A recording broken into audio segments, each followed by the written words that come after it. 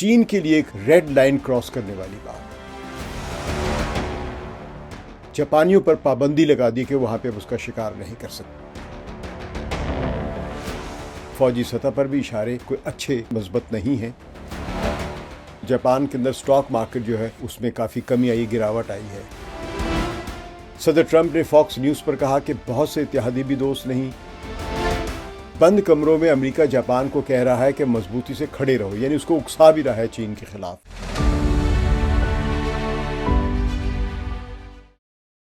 सकलैन इमाम का सलाम कबूल कीजिए। गुज़िश्ता चंद दिनों से चीन और जापान के दरमियान एक कशीदगी उभरी है दोबारा से। आज हम एशिया की इन्हीं दो बड़ी मईशतों यानी चीन और जापान के दरमियान जो चल रही है शदीद कशीदगी की बात करेंगे। ये सब सिर्फ एक जुमले की वजह से दोबारा तूफान खड़ा हुआ है। जापान की जो नई वज़ीर आज़म है सनाए ताकाइची, जो अक्टूबर में वज़ीर आज़म बनी थी, उन्होंने 7 नवंबर को अपनी पार्लियामेंट में कहा कि अगर चीन ने ताइवान के गिर्द जंगी जहाज़ों से नाकाबंदी की और हथियार इस्तेमाल किए तो जापान के लिए ये बका का बहरान होगा, सर्वाइवल क्राइसिस होगा। तो ये बका का बहरान वाला जुमला बहुत बड़ी बात है, क्योंकि जापान का आइन दूसरी जंग अज़ीम के बाद से फ़ौज को सिर्फ अपने दिफा तक महदूद रखता है। तो 2015 में एक नया कानून बना था कि अगर अमेरिका जैसा करीबी इत्तेहादी ख़तरे में होगा तो जापान भी उसकी मदद कर सकता है, जो काफ़ी मुतनाज़ रहा है। तो ताकाइची ने पहली बार खुलकर कह दिया कि ताइवान का मामला भी जापान की अपनी बका का मामला है, यानी न सिर्फ चीन के लिए जापान मदद कर सकता है और फ़ौजी कोई कार्रवाई कर सकता है, बल्कि अगर ताइवान पर किसी भी किस्म की चीनी फ़ौज ने चढ़ाई करने की कोशिश की या कार्रवाई करने की कोशिश की तो जापान इसको अपनी बका का मसला समझेगा। और इसका मतलब ये है कि जापान और चीन जो है ये बराह रास्त फ़ौजी एक तसादुम की तरफ जा सकते हैं।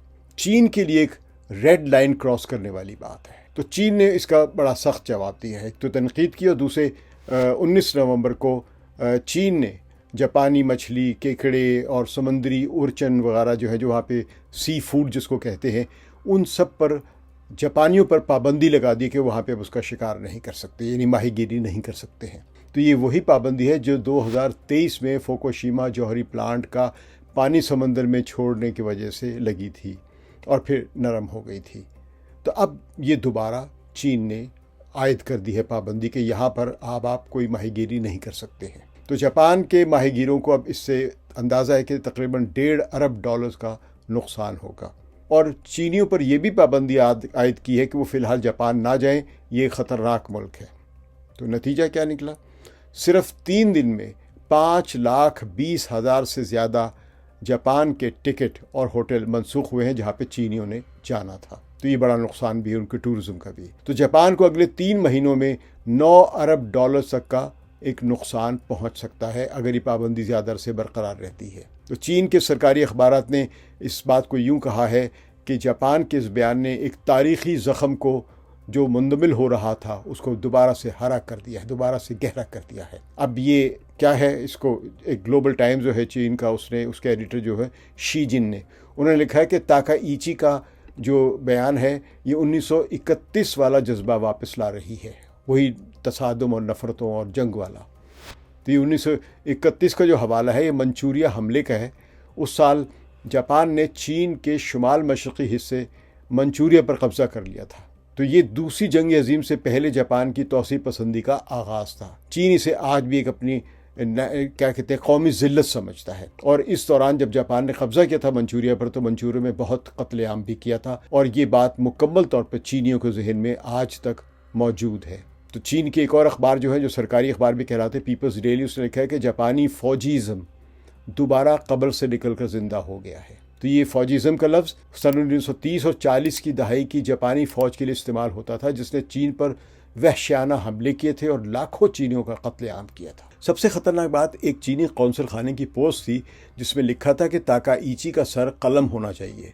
बाद में ये पोस्ट डिलीट कर दी गई थी, लेकिन जापान ने शदीद एहतजाज किया था। तो इससे इन दोनों मुल्कों के दौरान जो बहरान है उसकी गहराई का अंदाज़ा लगाया जा सकता है। फ़ौजी सतह पर भी इशारे कोई अच्छे मजबूत नहीं हैं, काफ़ी ज़्यादा तेज़ी आ रही है। जापान का सबसे बड़ा जजीरा यूनाकानी ताइवान से सिर्फ 110 किलोमीटर दूर है और 18 नवंबर को चीनी ड्रोन और जासूस तैयारे वहाँ आए थे तो जापानी लड़ाका तैयारों ने भी हंगामी परवास की थी ताकि उनको रोका जा सके।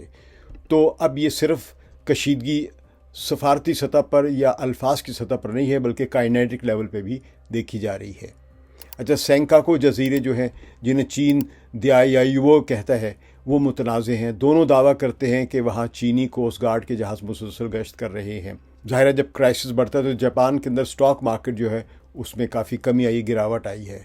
तो टोक्यो इंडेक्स जो है निकी, उसका एक दिन में 1.5% वो ड्रॉप हुआ है, यानी 200 अरब डॉलर जो है वो एक ही दिन में गायब हो गए हैं। तो मेकअप कंपनी शिसीडो की शेयर्स जो हैं वो 9% तक गिरे हैं, क्योंकि इसकी 1/3 फरोख्त चीन में होती है। तो जापान के सबसे बड़े जो एक कारोबारी ग्रुप है केदा नरीन, उसके सरबराह ने कल वज़ीर आज़म से खुलेआम कहा कि सियासी बात अलग, मुआशी रिश्ता ख़राब ना करें। चीन हमारे लिए नाकाबिल तलाफ़ी नुकसान है।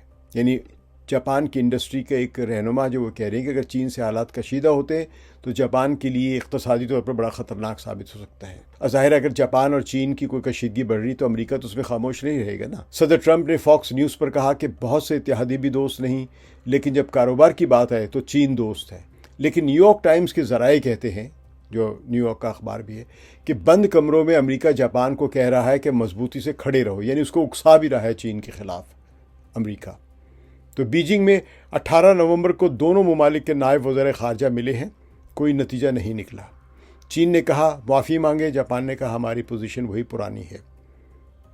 टेम्पल यूनिवर्सिटी जापान के एक प्रोफेसर हैं जेफ किंगस्टन ने NPR को बताया कि ताकाइची ने जानबूझकर चीन की तमाम रेड लाइंस क्रॉस की हैं।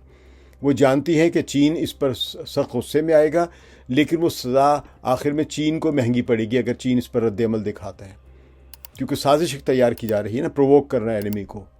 तो इसीलिए चीन अभी तक रिस्ट्रेन का भी मुजाहरा कर रहा है। तो अब देखना यह है कि जापान कितना मुआशी नुकसान बर्दाश्त कर सकता है, जिसके नतीजे में उसके ख्याल में चीन को ज़्यादा नुकसान पहुँचेगा। तो अगले हफ्ते ब्राज़ील में G20 सरबराही इजलास है। दुनिया देख रही है कि शी जिनपिंग और ताकाइची एक दूसरे से हाथ मिलाएंगे वहाँ पर या नहीं, क्योंकि दोनों वहाँ पे मेहमान हैं। ये एक छोटा सा जुमला, यानी जो ताकाइची ने कहा था, ये सबसे बड़ी कशीदगी का एक सबब बन गया है। दुआ है कि अक़ल गालिब आए और मईशत भी बच जाए दोनों मुल्कों की और ख़ित्ते की, और अमन भी कायम रह सके। शुक्रिया। सकलैन इमाम को इजाज़त दीजिए। खुदा हाफिज़।